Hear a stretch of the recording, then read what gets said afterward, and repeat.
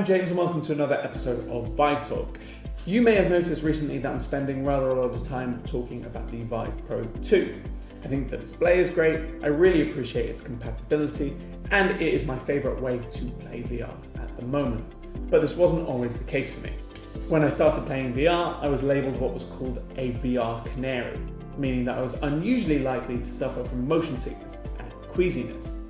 But as time has gone on and working in VR, I've had to overcome this.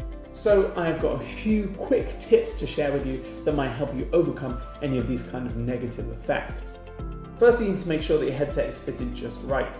This means ensuring that the sweet spot is aligned with your focal point of your vision and that the headset is prevented from moving around too much without applying too much pressure to your head or face.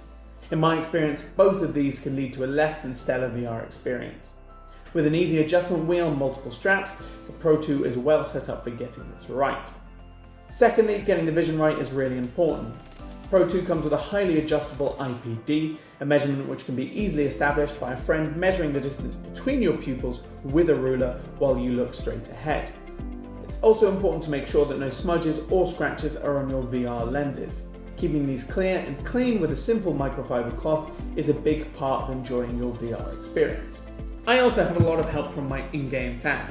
This is a deceptively simple but very effective tool to help you feeling well in VR. With the fan blowing cold air at your face, not only does this stop you from overheating, but it also allows you to subconsciously orientate yourself within your play space, within the physical space that you're actually playing. This means that you are less likely to become queasy. Another solution I've seen a lot of people deploy is to have a differently textured pad on the floor during VR.